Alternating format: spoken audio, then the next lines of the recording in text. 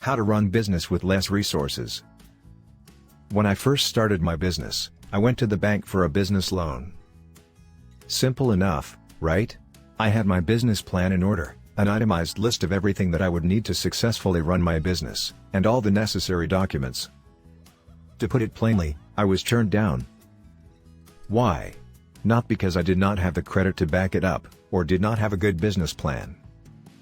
The reason the bank man gave me was because I did not understand that over 90% of businesses fail within the first year, and that I was not prepared in case mine did.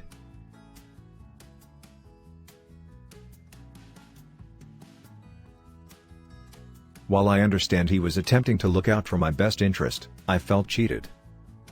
He was not even going to give me the opportunity to fail. On some level, everyone that goes into business for themselves understand that chances are, the business will not make it past its first year, and I was no different.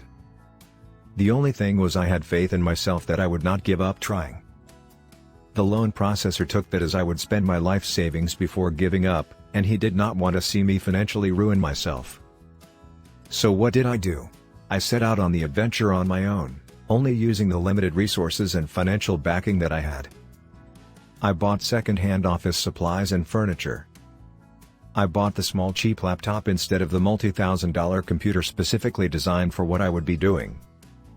Without the proper money for advertising, I had to get creative. My advertising methods was unconventional, but they worked.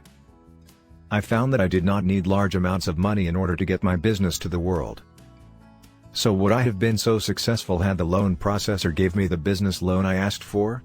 Whatever the case may have been, I am glad he did not, because I am not better able to understand the limited resources that many small businesses face.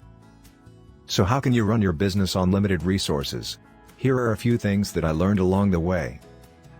1. New versus used. When starting your business, you do not need everything to be new. Second-hand items cost substantially less than new items, and work just as well. Plus, if you think about it, customers will be more comfortable around your office if it feels broken, rather than new and sterile. It gives them the feeling that you have been in business a while.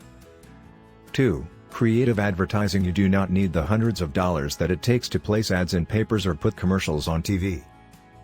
It costs very little to design and print your own flyers and put them in places where your potential clients would gather. Turn your vehicle into a moving billboard by investing in a vinyl signage for your doors or windows. The best thing? Face-to-face meetings with your potential clients do not cost a penny, so look for every opportunity to talk with our potential clients. 3. Work at home. Depending on your type of business, you may consider working at home rather than renting office space. This will save you a lot of money on rent and furnishing an office. Once your business becomes more successful, then you can always rent office space later. Overall, be thankful for the struggles that you go through now, because in the future, they will have been well worth it. Plus, it will give you a better understanding when it comes to other small businesses.